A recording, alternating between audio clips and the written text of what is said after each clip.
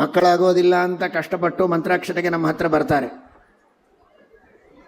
10 ಜನ ಪಾದಪೂಜೆ ಮಾಡಿದರೆ 9 ಜನ ಇದಕ್ಕೋಸ್ಕರ ಬಂದಿರ್ತಾರೆ.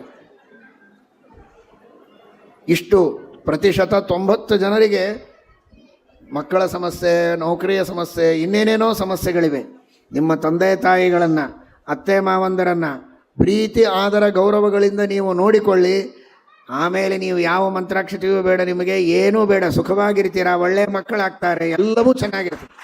ತಂದೆ ತಾಯಿಗಳಲ್ಲಿ ದೇವರಿದ್ದಾನೆ, ಅತ್ತೆ ಮಾವಂದರಲ್ಲಿ ದೇವರಿದ್ದಾನೆ. ಮತ್ತು ಸೈಮಲ್ಟೇನಿಯಸ್ಲಿ ಅತ್ತೆ ಮಾವಂದಿರು ತಂದೆ ತಾಯಿನೂ ಚೆನ್ನಾಗಿ ತಿಳ್ಕೊಳ್ರಿ. ನಿಮ್ಮ ಸೊಸೆಯನ್ನು ಅಥವಾ ಮಕ್ಕಳನ್ನು ಅಷ್ಟೇ ಪ್ರೀತಿಯಿಂದ ನೋಡಿ. ಸಣ್ಣ ಪುಟ್ಟ ತಪ್ಪುಗಳನ್ನು ಮಾಡಿದರೆ ಬೈಬೇಡಿ, ನೀವು ಪ್ರೀತಿಯಿಂದ ನೋಡಿ. ನಮ್ಮಲ್ಲಿ ದೇವರಿದ್ದಾನೆ, ನಾವೇನು ಬೇಕಾದ್ ಮಾಡಬಹುದು ಅಂತ ಅನ್ಕೋಬೇಡಿ. ನಿಮ್ಮಲ್ಲಿ ದೇವರಿದ್ದದ್ದು ನಿಜ, ಅವರಲ್ಲೇನು ದೇವಿಲ್ಲ, ಅವರಲ್ಲಿಯೂ ದೇವರಿದ್ದಾರೆ.